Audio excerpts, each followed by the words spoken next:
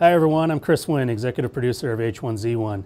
Today we wanted to take a minute to talk about the latest content update that recently hit our test servers.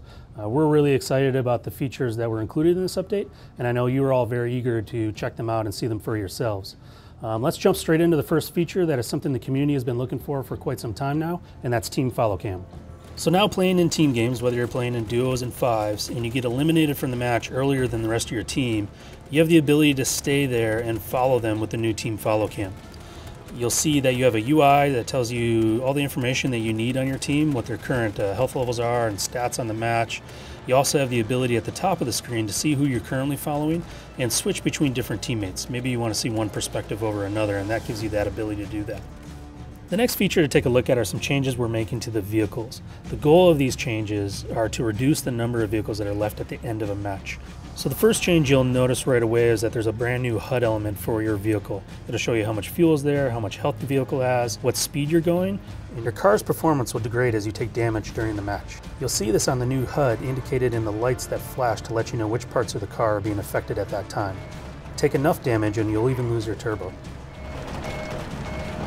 Okay, so let's take a look at the changes we've made to hit feedback. Let's start off by looking at what happens now when you're engaged with a target that has armor or you have armor on yourself. A few changes here, the first one being that we changed the color of the hit marker to yellow. That's just to make it a lot more clear that you've hit an armored target. We've also changed the audio effect to make that stand out a little bit more so that you catch it in the middle of a gunfight.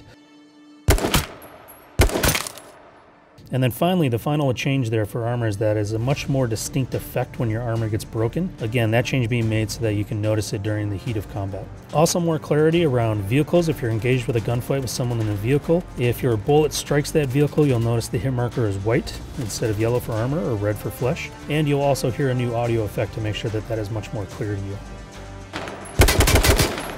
When it comes to engaging with targets who aren't wearing armor, so just good old-fashioned flesh targets, you'll notice that the color of the hit marker stays the same, it's red. The blood splatter that comes off of your body is now directional. This can mean life or death in the middle of a gun battle when you have to react very quickly, knowing where your opponent is and being able to get into position to engage him.